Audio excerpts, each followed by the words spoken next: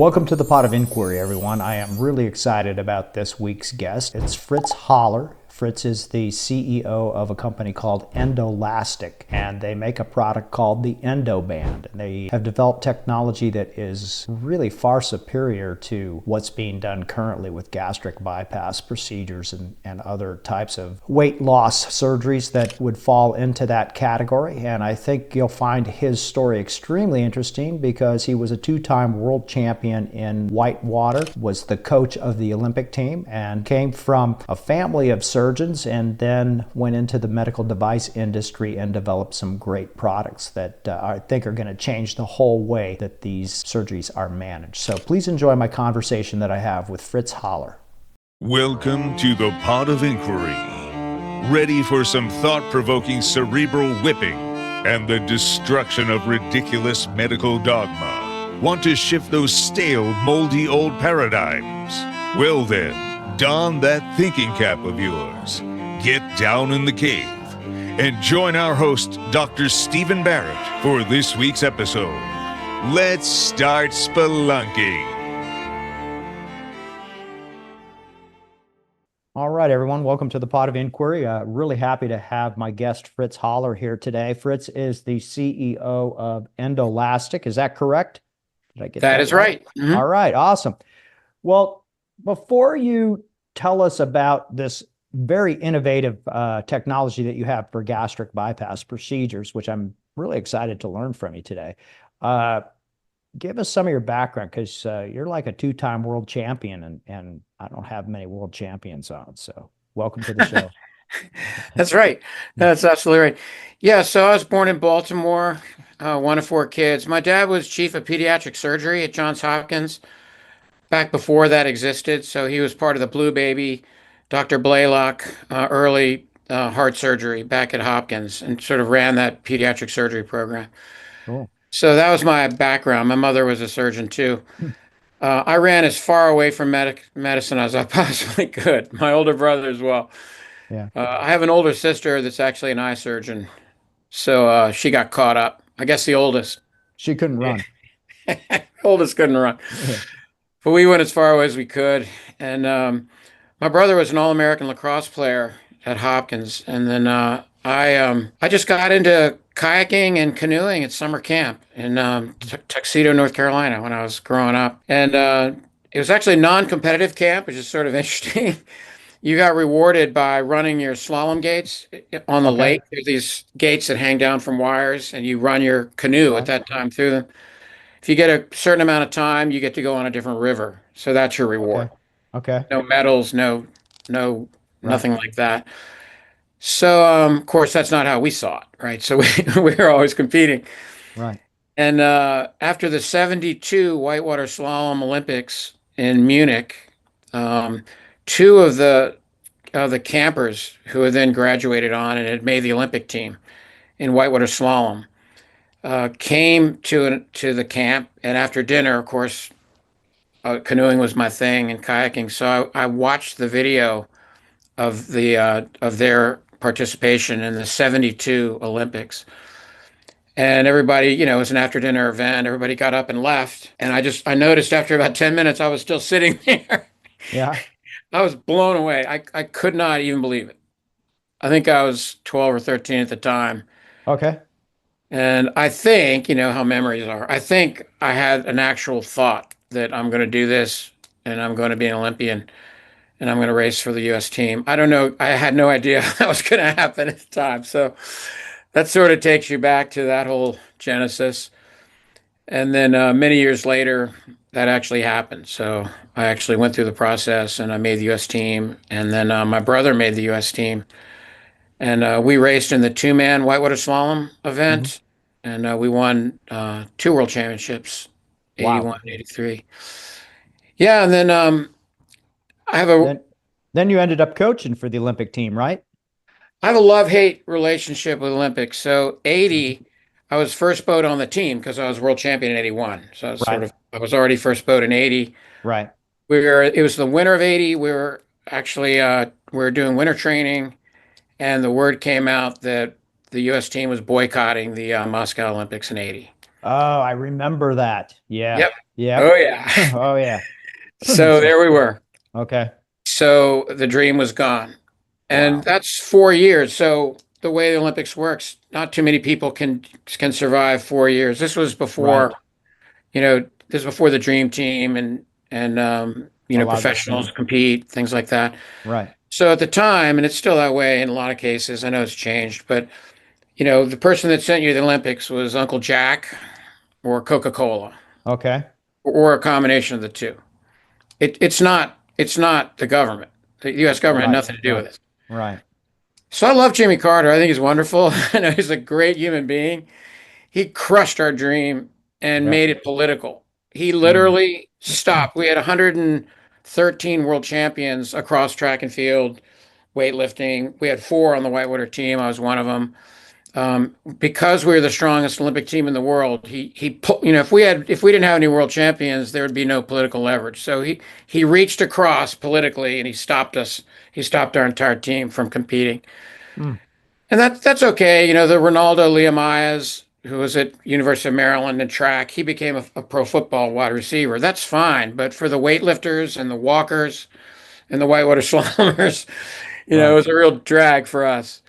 So that's kind of the bummer of that. And then of course they came back and ruined our Olympics in '84. Right. So I stayed in, won the world championships in '83. So here I go again. And they crashed our LA Olympics in whitewater slalom only because our competition was the East Germans. Remember, this is before the wall came down. So East All right. Germans, Right. Czechs. That was the big whitewater competition, right? The Okay. Poles. Right. Those were the big guys. So we had beaten them in international competition. We wanted to beat them in the Olympics. Let me see. I don't know if this is interesting for your viewers. Mary Lou Retton, Yeah. maybe. Okay. Yeah. Yeah. Yeah. The highest she ever placed was ninth. I love her on the battery commercials. I think she's a wonderful person, great gymnast. She never placed higher than ninth. She won LA in '84. She competed against absolutely nobody. The Romanians were Interesting. not there. Yeah. Nobody from Russia, no Czechs, no East Germans. Would she have won? If Mary Lou, if you're out there, I'm gonna say yeah. Yeah. Right. But I think she would be the first to sort of explain that. So sorry for the long rant, but that's kind of where I ran into the Olympics was the boycott. And so I always wanted to be a school teacher. I still do. Yeah. Maybe someday. When you grow up. Exactly. Yeah. And so that was what I did. And then they called me when the Olympics. It took a while to get artificial courses back in, but it was always all through till 1992 Barcelona is when Whitewater came back in. If you're watching TV now, the Olympics, you probably see Whitewater slalom. You probably Right. think that's been in for a long time, but it didn't get back in until 1992 because it took a big wallop. It took a Yeah. giant wallop. Because that's 8 years where Right. an entire Right. generation of athletes, were sort of left out of the loop there. So yeah, But then you ended up coaching the Olympic team, right?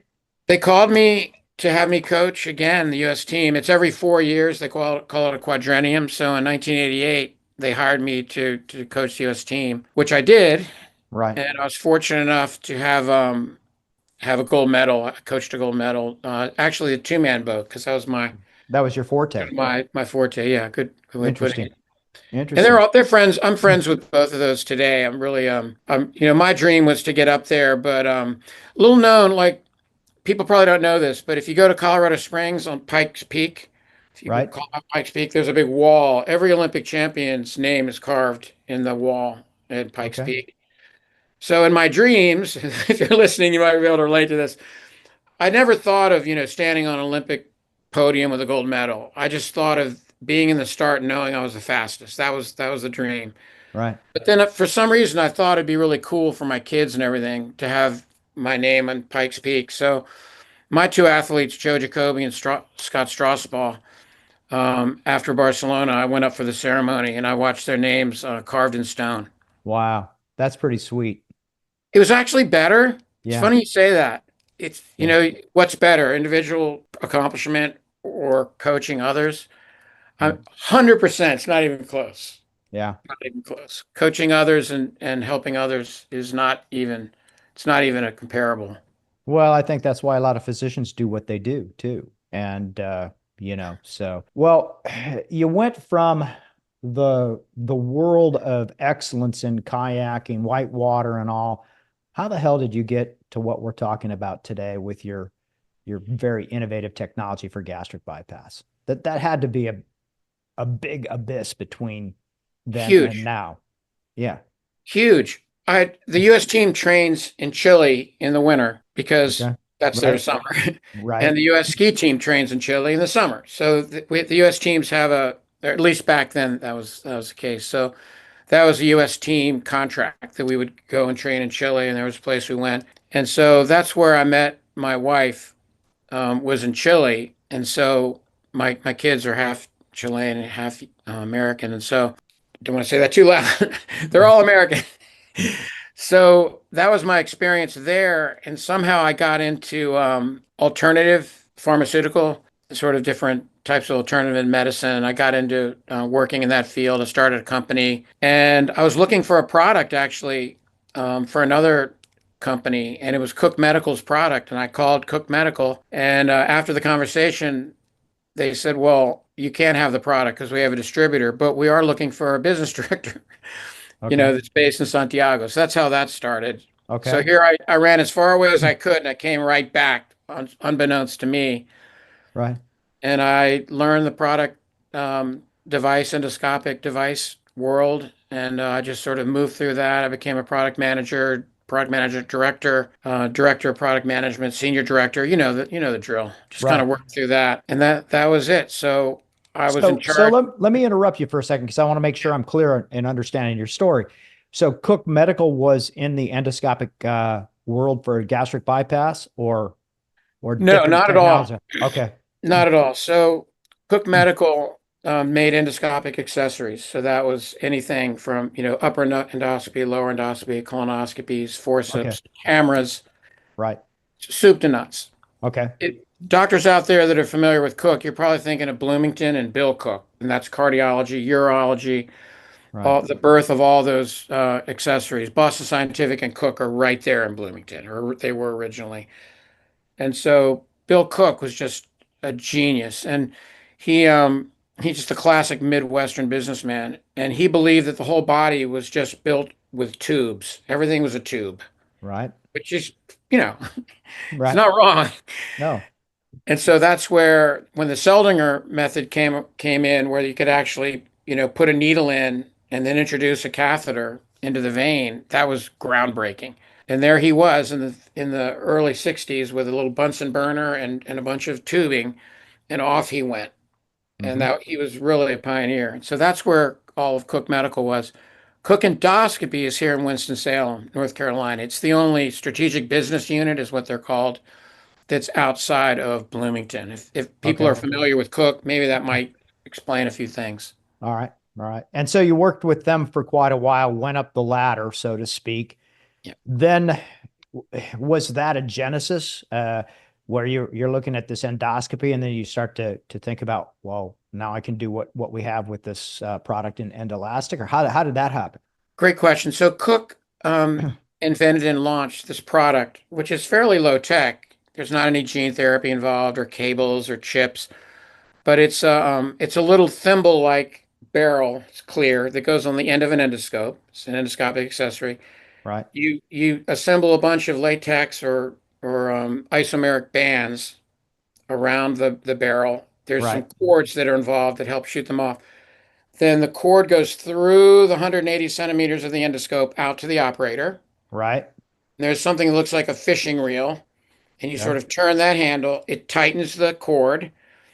You Okay. suction down at the business end inside the in the esophagus. In this case, Right. you've got bleeding varix, which means you've Right. got end-stage liver disease. It look like little worms in your Right. esophagus when you Right. look Right. in.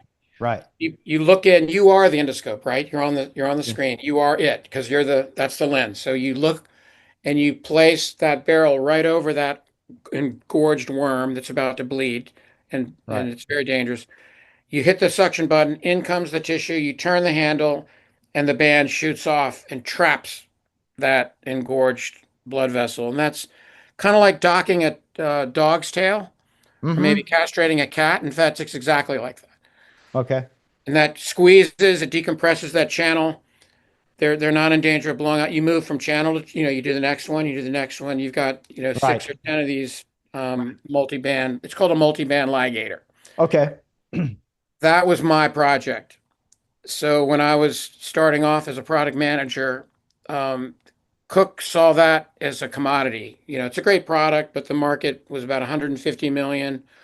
Cook had half of it. Boston Scientific comes in, they take half, and it's sort of a commodity, right? No, there wasn't any more innovation there. It's great. Patients come in at 3 in the morning. They need immediate emergent, care. They need to stop from bleeding. Right. The attending comes in at 10 in the morning. They make sure they're on medications. They drop the blood pressure. They start treating the patient. They still have end-stage liver disease, but they're not going to Mm-hmm. bleed out. So I saw it completely differently. Right. I didn't see it as a commodity. I was like, wait a minute. This is the coolest thing I've ever seen. I can't really explain why. I think maybe it's worth all this time going back to my sports Right. sort of initiation. I started to see sports, especially as a coach, of small innovations that could really make a difference. That's kind of how I saw it. Okay. Because these you don't have these really big things. I sort of stacked small things and I put them into training. I started reading about this and I found a really good metaphor for it. It's a high jumper in the 60s out of, I think it was Oregon, might have been Washington State, and they called him the laziest high jumper in high school. Was There's that many. Fosbury? His name was Richard Fosbury, Yeah. Okay. and it just produced laughter.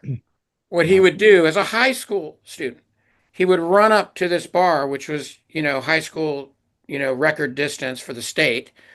And he, instead of sort of rolling over the bar forward, he thought of the idea of turning backwards and they call it the flop. He flopped back over backwards, which had a lot of advantages because he could then raise his legs. As long as he could get himself to that level, he could just raise his legs and fall forward. Right. Everybody laughed. He won the Olympics in Mexico in 1968. Right. They stopped laughing, and that was the way that internationally everybody did the high jump. That's not the case anymore, which Did they is go back to interesting. the old technique? No, now they do scissors and everybody, there's a Okay. lot of variations. You know Yeah. how this works. Yeah.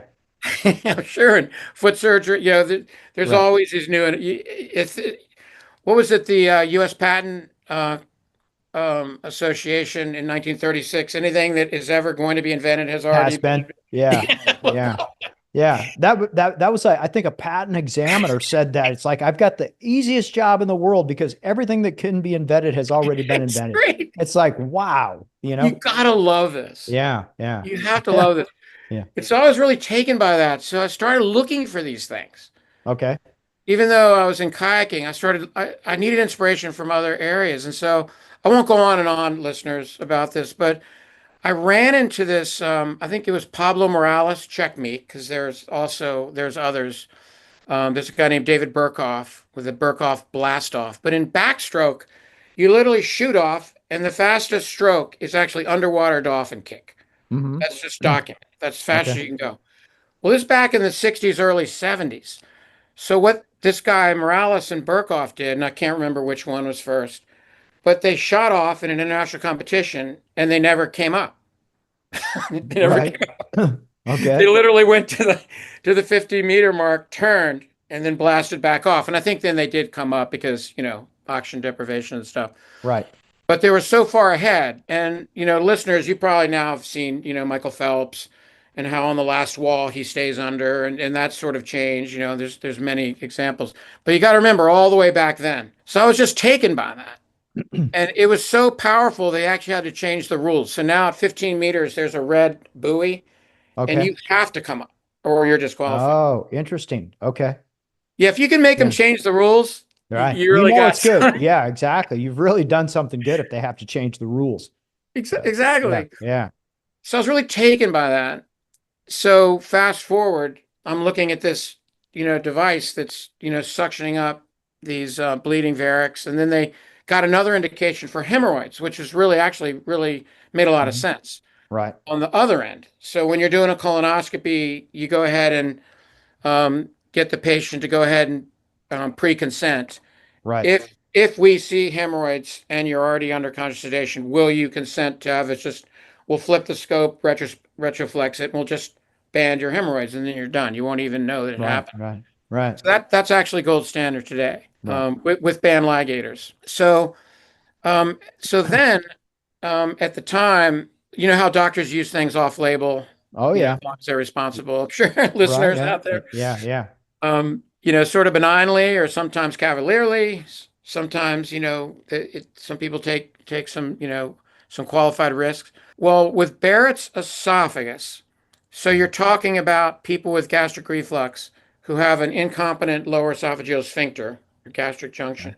So that acid's coming up and it's coating the lower esophagus, and it's, yes, it hurts. It feels like heartburn. You pop a little purple pill and it Right. sort of goes progressively. But what's really happening is you're setting yourself for Barrett's esophagus. It's named after a doctor, but it's precancerous. Right. Before we continue with this great discussion, I just want to take a quick break to acknowledge this week's sponsor. I'm constantly exploring new avenues to enhance well-being and address any health concerns. Today, I'm thrilled to introduce you to an exciting supplement called Stem Regen, which I take daily and genuinely believe could revolutionize your health journey as well. Stem Regen stands out as a game changer in the realm of wellness. Crafted from 5 potent plant extracts, it boasts a remarkable ability to stimulate the release of your body's own stem cells from your red bone marrow. Why is this significant? Well, stem cells are the superheroes of our body's natural repair system. They possess the extraordinary capacity to morph into various cell types, aiding in tissue regeneration and repair. As we age, the quantity of circulating stem cells in our system reduces significantly, impairing our body's ability to heal and rejuvenate itself effectively. Stem Regen steps in to counter this decline by kickstarting the release of stem cells into circulation, thereby bolstering your body's innate repair mechanisms. Once unleashed into your bloodstream, these mobilized stem cells actively seek out areas of damage or injury, initiating the healing process. By incorporating Stem Regen into your daily routine, you're essentially empowering your body to tap into its own regenerative prowess more efficiently. I firmly believe that Stem Regen could be a valuable addition to your wellness regimen, especially if you're seeking to fortify overall health and vitality, accelerate tissue repair, or expedite recovery from injury or illness. This first of its kind stem cell mobilizer is changing the game in regenerative medicine. Don't wait to unleash your body's innate healing capabilities. Visit stemregen.co/Dr. Steven, that's with a PH, and use the code SBPOD to get a 15% discount off your first order of Stem Regen. And it sort of gets progressively worse, kind of grows down. If it grows down through the muscularis level, submucosal layer, mucosal layer, submucosal layer, it gets into the lymph nodes and the muscularis. Now you're in trouble, because you're not able to remove it endoscopically. You need to have a esophagectomy or something like that. Okay. So that was the case. So they changed the indication for the banding and started banding to grab that tissue so they could see it, right? And then they could suction Right. it up. It Right. looks like a cookie cutter, if you can Okay. imagine, because it's in a circle. Right. So they would do that, and then they would put a snare down, and they would resect the tissue right below the band. Okay. So the band is really acting as a way to pull the tissue up so that you can get the cookie and have a nice Gotcha. cookie cutter. It literally looks like a cookie carved Right. out. Okay. Now, the way they do it is overlap it, Stephen, because if you leave islands between the cookies, Yeah. the, That'll the just whole regrow. the rule with endoscopy is never treat a patient that can have a surgical cure endoscopically. Do no Okay. harm Right. unless you can completely, take care of it. So you don't leave any of those islands. You make sure you overlap the Mm-hmm. cookies. And that was called endoscopic mucosal resection, Okay. because you're taking away that salmon-colored precancerous tissue. That's now the gold standard in endoscopy. It's called EMR. Cook does it, Boston Scientific has it, Steris has it. I had it. So let I me made ask that you a product. question just so I understand the anatomy a little bit, because I haven't looked at gastrointestinal anatomy for decades. But there's another layer of muscular tissue beneath the mucosa. And so when you're pulling this up, you're leaving that muscular layer intact. Correct. So the pathology, um, neoplasm, funny shape, literally Right. means that, is in the mucosal layer. Below that is the submucosal layer. And of course, Okay. they're intertwined, Right. fiber. And then below that is the muscle. You don't want to cut that muscle because then you can perforate, because then you would Right. actually perforate this out. Now you got a whole bunch of Now other you got a stuff. problem. Yeah. That's why I use the band. So the band is so nice because the band sort of, it's not strong enough to really get the muscle, Okay. which you don't want. And right before they put the snare on it and hit the cautery button, because the snare is electrocautery snare, Okay. they literally shake the band. You can see them Okay. shaking it. And Okay. that So that shakes the mucosa from the exactly. muscular layer. Oh, very It does, cool. it Okay. shakes it from, and it shows them if it won't shake, it shows them that there's muscle involvement, and so they reposition. Got it. They'll reposition. So that was what was happening. I was the product manager on that. That's now the gold standard. So that's helped a lot of people instead of having esophagectomies, Right. which it makes it difficult to swallow, and that Hmm. you've got long-term side effects. But Right. it's great. You can cure your esophageal cancer. Don't get me wrong. But if you can find a minimal invasive endoscopic way to do it while it's still early, and they test that with ultrasound, they don't just cavalierly decide that there's no involvement. They Right. check that before they do it. So that was it. And that was a couple of years. You ready for the cowboy then? You ready for Yeah. the Yeah. Fosbury? Yeah. Okay, Let's do it. here it is. Okay. So it's on label, right? To do the endoscopic mucosal resection, you get the kit with the Cook Medical Right. band and snare. There was a young guy at Indiana University, and he's now in Dubai. I think he was actually a prince. Oh, He's, wow. he's one. Okay. I think he's on one of those artificial islands. Okay. But his name was Ahmad Rahmani. Fantastic endoscopist. He was a young fellow at Indiana University. I got a phone call from him, and when you get a call from Indiana University, you go because that was our largest account. Gotcha. So I went and met him, and he goes, "Let me show you what I'm doing." I said, "Okay, great."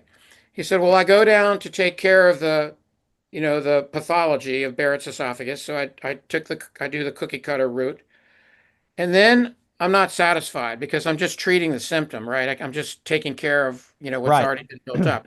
This lower esophageal sphincter, there's something wrong with it. So I take my scope and I go down through the valve of the esophagus into the stomach, Yeah. big Okay. dark stomach.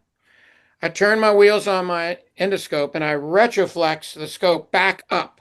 So I'm looking Okay. back up at myself when I went through the valve. Gotcha. What that means, the endoscope is an insertion tube. What it means is you see a black snake literally going through a valve. Right. That Because you're makes sense. looking back on it. You're looking back through this Right. valve. I don't know if you guys can see. Yeah. And from my hand, you'll see it's very loose by Gotcha. definition because it's Right. incompetent. Think of Gotcha. incontinence with the anal sphincter. They're both sphincters. If Got it. everybody can make that, okay. So it's very loose. So most, I don't want to say most, but up to that point, physician would call it a day and go, that's interesting. But not this guy. He said, Okay. well, wait a minute. I've already got a CPT code and insurance coverage for what I'm already doing. This patient is my patient. I've retroflexed the scope. I'm going to place the band over that curtain that's loose, and I'm gonna pleat it with a band. I'm gonna Okay. tighten it. And so, like a skirt, you pleat a skirt, or you pleat you sew a coat that's too large in the sleeve. I'm gonna put the band over it and tighten. I'm gonna make a little pleat there. Okay, great. But that's not the real, so that makes it tight, right? So that Right. now the sphincter's tight. But of course, the band will fall off in 3 to 7 days. After pressure necrosis, that skin dies. Right. So, listeners, viewers, if you take your hand, your thumb, and your finger, and you take a knife, don't do this, and cut right in that little web in between, it will be painful, it will bleed, it will be terrible. And then it will scar 3 weeks. New tissue, fibrosis will come in, it will all take care of itself. And when you try to stretch your thumb out, it's not going to stretch very well. You're going to have to go and do exercises and do therapy and things like that. Right. That's because new tissue has grown back in that exact location and it's tighter. It's Right. now become tight. So what he figured out, I guess like David Burkoff or Pablo Morales, this guy Fosbury, he figured out that because I didn't, nobody else had. Got to give the guy credit. He figured out that this tissue regeneration is T cell regulated by location. All right. And he knew that, Stephen, because with the esophagus, when you're doing the cookie cutters and you cut away that cookie, what grows back is clean, pristine esophageal squamous cell material. So it's like Okay. it's like the fountain of youth, All right. completely functional. Huh? Because the T cells are by location, so they know. I mean, I guess it's God. Right. It Right. literally knows where to Where to go. go? Right. Right. So he said, "Why wouldn't this work with a lower esophageal sphincter? I'll let the pressure of the band naturally take away that cookie. Now I don't have to worry about having muscle." Right. And he called me and he said, "Fritz, can you make my barrel deeper and bigger?" Okay. And I said, "Well, I can't, but I can. Someday I'll have a company Right. to be able to do that." Because at the time, large companies, it's just large company mentality. Cook's a beautiful business, Right. so Right. Paris, Right. Boston. Right. There's a certain mentality. It's Right. very difficult to kind of move these elephants around by the tail. And I love them all. They're wonderful elephants, but it's terrible. I shouldn't use these words. But if those of you that are entrepreneurs within your own medical companies or entrepreneurs, you know how difficult it is, right? Oh yeah. To actually get these Right. things going when you get an idea. So I thought, well, I was going to have to do this myself. I don't think I'm going to be able to do this. So I started a company called Intelligent Endoscopy, and I never got all the way to the end. I did the Variceal, I did the EMR, I had an alternative. I competed with Boston and Cook. I had a better device, and it was sold to Steris Corporation in Oh yeah. 2020. Okay. And it's called Smart Band. Okay. It's literally a great ligation bander, but it's not with the indication for GERD or obesity or type 2 diabetes. Okay. So this dream has taken a long time. Hmm. Lots of fits and starts. When So when did that dream start, Fritz? it started in 2014, Okay. 2013, Okay. 2014. So it's a full, So a you know, decade we're into it. A yeah, decade it's plus. astounding how Yeah. long this has taken. Yeah. And someone told, I think because I was an amateur athlete, I told my boss at Cook one time we were doing a project. I said, "Don't worry, I put way much more time and effort into anything that's it's actually worth." Yeah. He Yeah. went, "What do you mean?" I said, "I'm an amateur athlete." Like, come on, we're that's just what we do. Right. So So, yeah. Mhm. well, so all right. So you kind of conceived of this idea from watching this gentleman in at Indiana University, and that's what kind of sparked the fire. He kind of gave you the clinical insight, you had the business insight and the medical technology insight, and so those things kind of had a synthesis. Yeah, exactly. It was actually worse than that because when you start your own company, especially in your late 50s, now 60s, um, you have to learn a lot of Mhm. things that you just didn't know. Right. Especially, when you're at a director level, you manage a lot of people that do a lot of really cool things. You have to know enough about what they do. I don't know if this is ringing a bell Oh to yeah. any of the viewers, but Yeah. um, if I could just take off on this for a point, if you forgive Sure. me, Go ahead. everybody. No, no, no. Go ahead. When I sold the company in 2020, Intelligent Endoscopy to Steris Corporation, the product SmartBand, if you want to go look for ligators, SmartBand ligation, I thought that I was going to be kayaking on Wilmington Beach. I'm here in North Carolina, and I was done. Right. And I don't know if this resonates with anybody. I was just, I was 63 maybe at the time, and I felt my skills starting to degrade. Just honestly, Yeah. I felt my energy level, my ability to concentrate, my attention to detail. It was really discouraging. And I kind of tried to play it off and I got exercise and I tried to do all the right things and, try to, I worked for a little while for Steris as part of the deal, right? Because you Right. can't just hand these things off. But I started noticing these things. I was really worried about it. And it took me a long time. It took me maybe till I was 65.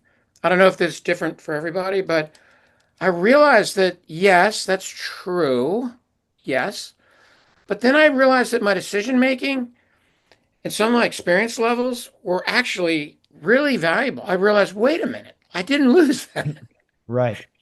I could actually, I couldn't go into a cubicle and literally crank out templates, which is Hmm. very important. Don't get me Right. wrong. But I realized that I could review things and sort of help make, kind of right size things Right. and help find the right paths. And if this resonates with anybody, that's why I wanted to take the time to sort of share this personal experience. Now I am 65 and I'm not even thinking about stopping. Right. I've completely changed my way of thinking about this. Well, Um, the passion had to affect that mindset as well. If you're not passionate about something, it's really hard to engage. yeah, I think so. I mean, that's definitely true. Somebody told me, passion without control is dangerous, but then Right. control without passion is also dangerous. So Right. I have to keep an eye on that. I don't want this to turn into a crusade. It's been, like you said, over a decade. So I don't want to be this guy that keeps pounding his head and go, everybody needs to shoot a rubber band gun onto tissue, create natural pressures and necrosis, and you can solve GERD, obesity, and diabetes. I don't want to be that guy. Well, let's jump into that for a minute because I think that's kind of I think one of the cool things that when I was looking at the stuff that you sent me and all of the technology going on. Let's talk to the people, the audience about what you're able to do versus like let's just talk about your advantages with your technology versus a traditional gastric bypass procedure. I think it's Yeah. mosquito bite versus rattlesnake bite. Okay, then we're gonna jump from GERD to obesity. So I told you the GERD story. Yeah. Our first four clinical patients, just to wrap it up, all four, and they were done with an IRB at Indiana University. They all went off PPIs 100%. Right. Their Demeester scores, acid scores with Bravo probe, so it was good scientific method, all reduced, below, all GERD, being diagnosed with GERD. They no longer had GERD. They were non-symptomatic. And then the next question was how durable it was. Hmm. And I think we followed them out, those patients, that cohort, we followed out for about 2 years. And for those listening, I'd sit in on these meetings, and there's always that guy or gal, right? That doctor that goes, well, you only have data out to 2 years. Right. And it used to bum me out. Yeah. And right next to me, one of the top endoscopists, actually chief at Mayo, I won't tell you which one, it'll give it away. He stood up and said, well, what do you think? After 2 years and one day, do you think like it's going to go away? Right. And I was like, thank you. Right. I said, thank you. Right. I'm not saying, and then the other doctor said, well, what do you care? It takes 15 minutes and it costs $300. So what difference does it make? Right. Like, just do it again. Right? So Right. Right. I had, I had these two good arguments behind me, but so we're out to, 700 patients or something with GERD. So Okay. there's That's a multiple studies. big cohort. Yeah, and let me caveat that because we are not FDA cleared for Okay. GERD. So Okay. we just had that pre-submission 510(k) meeting last Tuesday. Okay. For those that are worried about the government shutdown, you should be. Hmm. It was a 3-month delay, okay, to get just So that meeting. let me go back then. So you do not have an indication for GERD, but you do have an indication for gastric bypass or not yet. No, neither. We don't have the treatment specific on the label. Okay. And So so, yeah, so we will have our product, right. Endoband, will come Right. out Q1 of 2026. So everybody, Okay. Okay. and I sound horrible, pointing fingers at government shutdowns and what's happened to the FDA. Let's stay away from that. But it's very real, Oh yeah. very, very real. Right. So I have to navigate that. So we have had some delays, but in Q1 of 2026, we'll have the general ligation label cleared for use by doctors, so they can use it off label if they want for GERD or obesity. Starting then, we will begin the FDA mandated safety and effectiveness trial, Okay. which very disappointingly will most likely be a year, a full 12 months. And that's to All right. recruit, to actually do the cases, run them out to 6 months. So All that's right. all they're asking for, which is great for Right. the clearance. And then to file the reports and do everything properly. Right. So no one's gonna, if you're thinking you have GERD and it's refractory and you want to get an anatomical fix, but you don't want a Nissen fundoplication or surgical or all these wonderful things, you've got to wait for a rubber band gun Mm. plication. So let's be very clear. I just want to be very clear about that. Right, right. So then I knew that we could point our rubber band gun. I shouldn't call it that, but we're amongst friends. Sure. Point our rubber band gun at the stomach because we had Right. done some animal studies and things like that. And the right now, if you're in North Carolina, okay, Hmm. so I-40 is right out here. All those cars are heading to Duke. That's where they're heading because North Carolina Blue Cross and Blue Shield has approved the sleeve gastrectomy. That's laparoscopic sleeve gastrectomy. Okay. So that's cutting off the greater curve. So that big banana Right. shape that cuts that off and then staples it from the outside. And that turns your stomach from a floppy bag Hmm. into a narrow, flexible tube Right. with all the wonderful things that come with that. So that changes the hormonal interaction, Right. GLP-1, there's all sorts of magic that of all those exchanges with the gut brain and there everything Right. changes. The pressures change. So it's not just volume reduction. There's really good studies, and it's a really good thing to do. If you're one of those patients, and that's a category. It's expensive. There's side effects as Right. any surgical procedure, and within 3 to 5 years, 70% of all those patients start to get regain. Wow. That's Yeah. wild. And that doesn't mean the procedure's not good or you shouldn't Right. do it. It's just Right. the stomach starts to remodel and it Yeah. starts to stretch. And unfortunately, a lot of these patients don't follow. You would hope that they would follow a regimen that go, okay, this is my wake up call. Right. Okay, we're good. Right. That's not the Right. case. I have So, several friends that have had it and they drink big gulps and there's all sorts of ways around this. But that's the gold standard right now is the laparoscopic sleeve gastrectomy. That's their cutting. and now a message from our sponsor.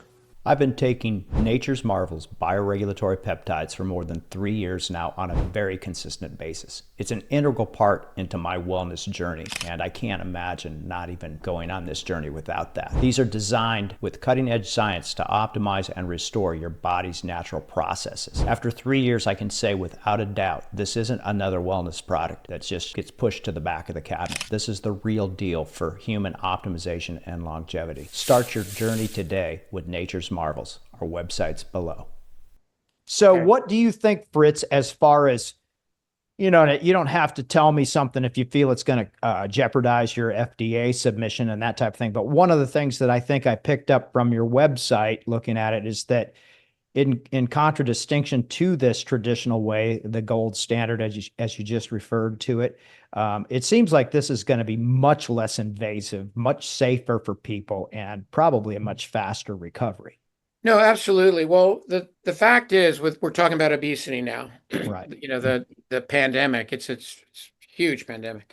Right. They're talking about obesity, just getting worse and worse and worse. We'll talk about GLP-1s in a minute, but for that, it's not just that your pants don't fit right or you're uncomfortable or you're having difficulty navigating the world being obese, which are all serious problems, and I'm not mitigating them.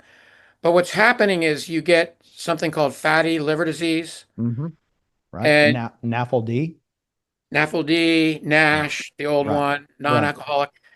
If you have cirrhosis of the liver now, listeners, this is new to me because I just sort of have to learn all this, this entire area. It's not alcohol anymore. Right. So, oh, you have cirrhosis, you must be an alcoholic. It has just been replaced by fatty liver disease through obesity, all Right. nutrition based. It's all lifestyle. It's McDonald's. Well, it's a lot of high fructose corn syrup, Yeah, and fructose is the demon sugar that yeah, plays a big role in that. So 100%. yeah, That's a whole yes, yeah, yes, and yes, and yes. yeah.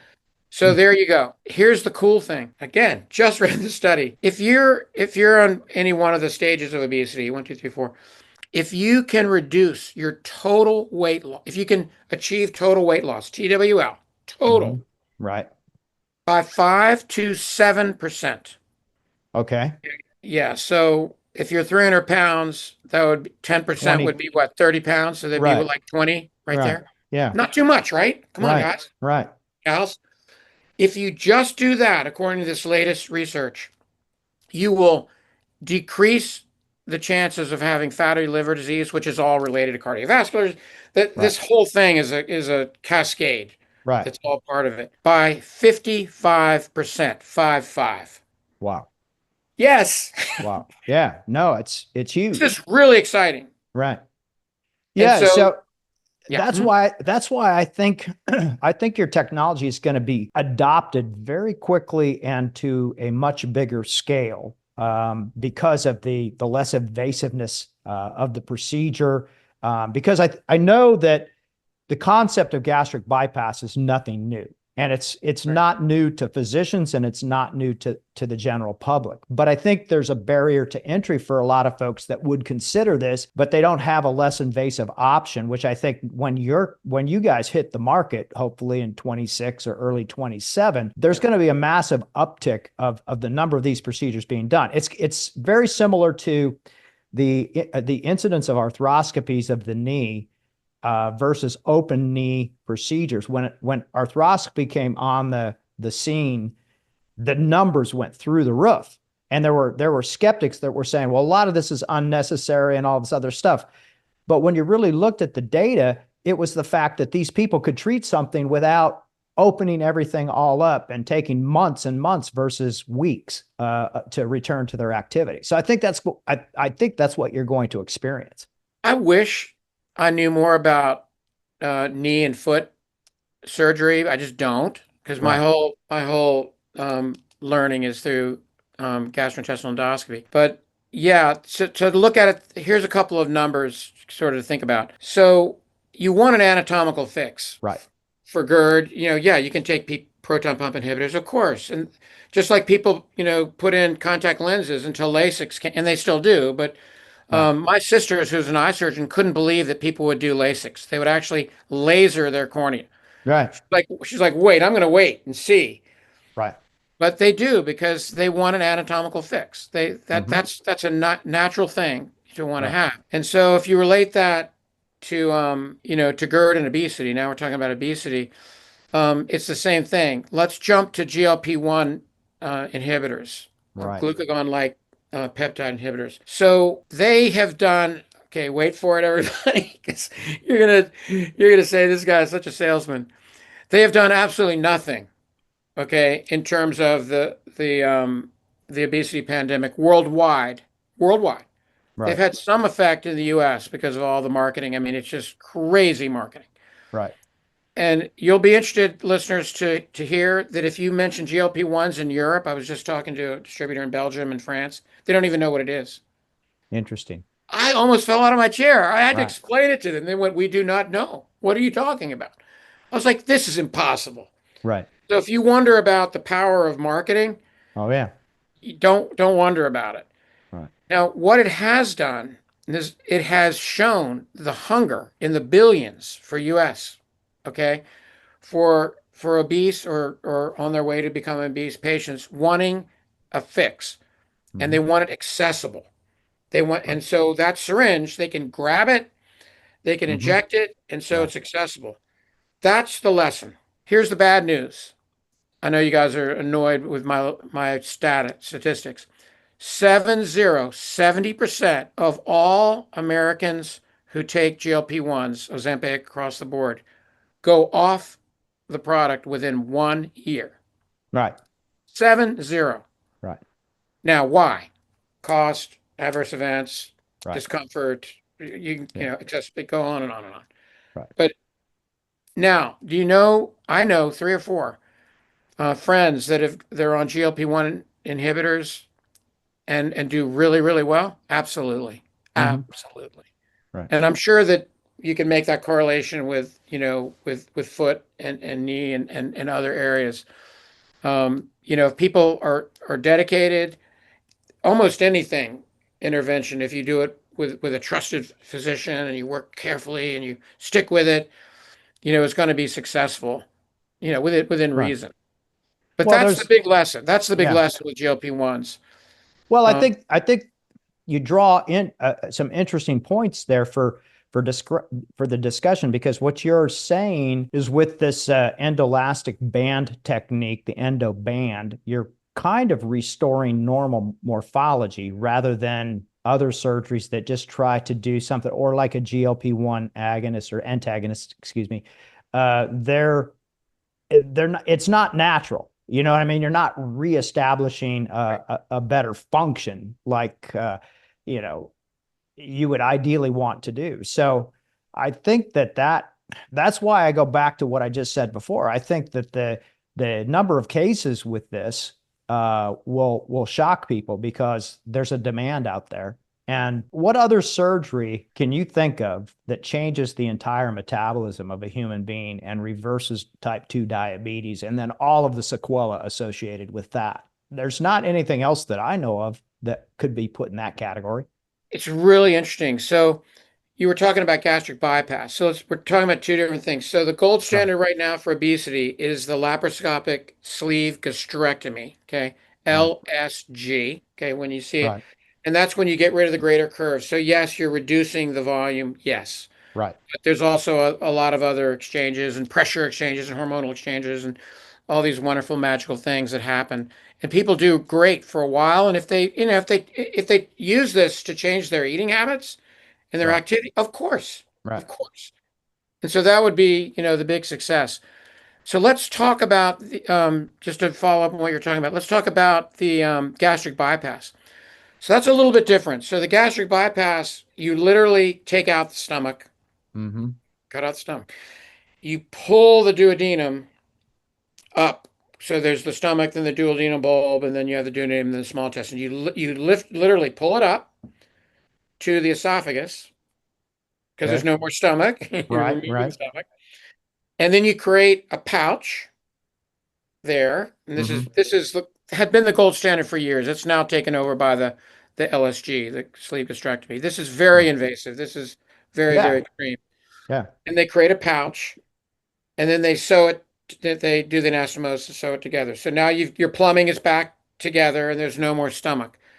Meaning you will have to be on medications, for life. You have to worry about your breath. There's many other things. You can have Mm. all sorts of iron deficiencies and things like that. But hey, it's great because you're probably going to die, Right, right? I mean that you're right, doing this right. as extreme. So, this was a good responsible surgery. Okay, there's still people have regained. There's all sorts of we can go into that with the gastric bypass. But I'm glad you mentioned the gastric bypass. This has been going on for decades. Okay, gastric bypasses. Okay, you lose weight, wonderful. Something else happens that is very little known, and I don't know why. These patients that went through this, they all reversed diabetes, type 2, to Mm-hmm. be very clear, Right, right, right, diabetes. right. Reversed it, Yep, 100%. yep. What is going on? And so it just wasn't a focus. People were doing it, and researchers only research some things. It just, for some reason, it just didn't become a major focus for, medical societies and papers and posters. And it just wasn't a big thing, but people Right. kind of knew that it was out there. So about 20 years ago, right before I left Cook, an endoscopic company came up with an idea to put a stent in the pylorus. So you put a wire guide through the pylorus into the duodenum, small Mm-hmm. intestine. You put a metal stent that literally sticks in the pylorus, where that's another Right, sphincter. right, right. Okay, Exactly. that locks in there. And then I think this is okay word to use. Think about a condom where you would just roll out a condom and it rolls out and Right. it goes into the duodenum all the way to the ligament of Treitz. So that whole 15 centimeters of duodenum is now in a sleeve of the condom Okay. or a windsock. How's that? A windsock. Right. So as the nutrients, everything goes into your stomach and enters that stent because that's the only way it can get through the Right. pylorus. It no longer can touch any tissue in Okay. the duodenum, in that 15 centimeters of the duodenum, the gut brain. That's Mm. it. That's the Gotcha. gut brain. Okay. That's where GLP-1s go. That's where all that happens. It's Okay. between the ampulla of Vater and the ligament of Treitz. It's 15 centimeters where people read all these wonderful magical things about nutrition and vegan. That's where it's happening. Interesting. Okay. That's where you modulate the glucose, glycemia, That's Right. where it all happens. The signals are sent to the pancreas, insulin, intrinsic insulin, good insulin, not stuff that you inject, Right. but actual natural. That's where the whole modulation occurs. Guess what happens when that no nutrients can touch any of the wall of where the gut brain is, and then of course it deposits into the small intestine, right downstream, right? It keeps Right. going. What do I you don't know. think happens to those patients that have type 2 diabetes? Well, obviously it resolves, right? Zero, complete gone. Yeah. Right. Complete. Yeah. This is groundbreaking. This was Right. about 20 years ago. I know it's hard to believe. Right. So this company is called Endogastric Solutions. They're still trying to get FDA approval. Their stent migrated. Don't anybody Okay. out there listening, I'm sorry. You can look all this up because there, and then you get blockage. There's a lot of technical difficulty with this. Right. But the message, the scientific message is if you could, it's in the mucosal layer. That's where the peptides are. That's where the exchange is. That's the brain. It's just Gotcha. in the mucosal lining of that 15 centimeters of the gut brain. If you could somehow remove that mucosal layer or some of it, T cell regulated by location, it's the fountain of youth. You would grow back non-insulin resistant, non-glucose impaired mucosal tissue that now is able to send out the signals. Interesting. That was done by a company called Fractal Health a couple of years ago, and they were able to drop the HA1C by 2 full points within 2 weeks Wow. of ablating that tissue. They do it with steam Uh-huh. on a device that, don't listen to me, will never come to market because it's very complicated. You have to be in a hospital, you have capital machinery, you have to have highly trained endoscopists. You're shooting steam. Wow. Steam. Yeah. Yeah, there's Yeah. tubing and it's very complex. But forget about that. So some doctor just got all over me and said, "Why don't you just point your rubber band gun at the mucosal layer of the duodenum? Just Right. hit the layer. You don't really, it's not oncology anymore. You don't care about islands, right? Who Right. cares? Just Right. hit it. Not just hit it, of course, as a protocol. Right. Right. You put A your cookies, pattern. yeah, but your cookies don't have to be in overlap because it's not Right. oncology. Right. You're not doing that. You're going for a percentage of um of dysfunctional mucosal layer, and you're replacing it T cell regulated by location with fresh new mucosal layer, duodenal, functioning, Right. signal receiving and sending gut brain tissue. How do we know this? Because 10 years before that, we came up with the endoscopic mucosal resection in the esophagus. Remember? So the Mm-hmm. squamous cell functioning tissue came back and replaced the other tissue. So there's good science behind this, but this one has not been in humans. The GERD and the obesity, we already have human Right. trials. We're now getting FDA to sanction it for our trials, so that they actually move Right. forward under the FDA. We're meeting with the FDA, so we do it correctly, taking our time. But this one's more vaporware, but totally scientifically solid. So And this Fritz, would be a game changer. Fritz, let me wrap up by asking you one last question. We're going to watch this. It's certainly going to be on my radar to see how your studies and everything go next year with the FDA. And when do you anticipate potentially actually being available for consumers and not people in research studies? And where can they go to follow this? We won't actually be in patients in the US under FDA clearance for the treatment of GERD, for the treatment of obesity. I'm going to say Q2 2027. Okay. All right. Which And is right not that now, far away.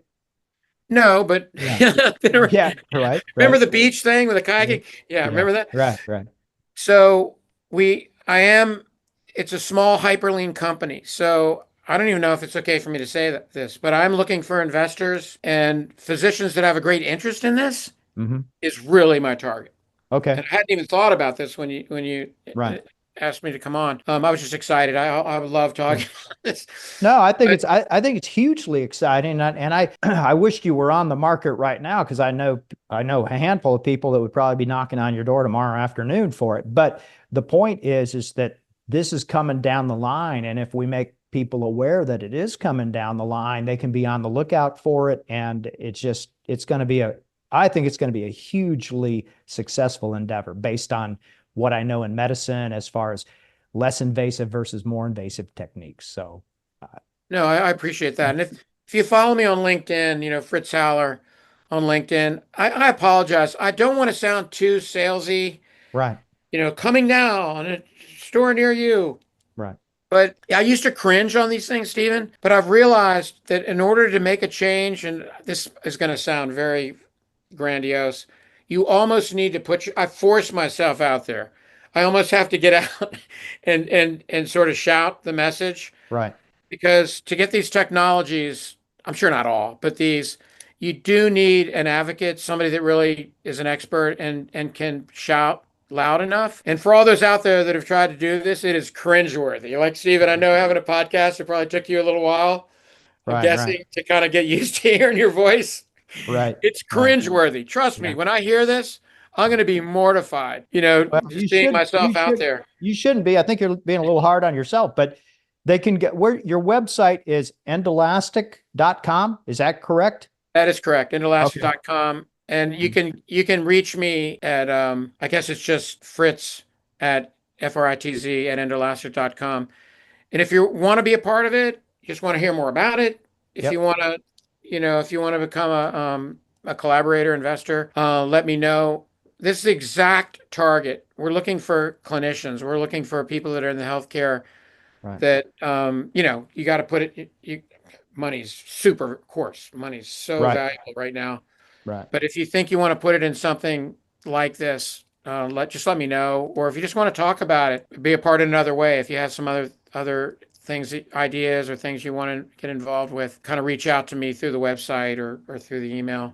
Cool. Fritz, thanks so much for your expertise and your insight. I know this is going to resonate with a hell of a lot of people. And so I'm honored to have you come on the show. So thank you so much. And I believe I've had some very, very interesting and unbelievably great guests over the last 3 years, but I've never had a two-time world champion in anything. And we're talking about tiddlywinks or anything. So, so thanks a lot for coming on. Absolutely. Thanks, everybody. Bye-bye. The power of ketones, your body's alternative fuel.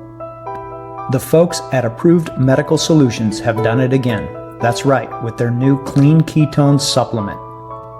Imagine your body as a hybrid car capable of running on 2 different fuel sources. While glucose is your body's regular gasoline, ketones are like switching to an efficient, clean-burning alternative fuel. I would say rocket fuel.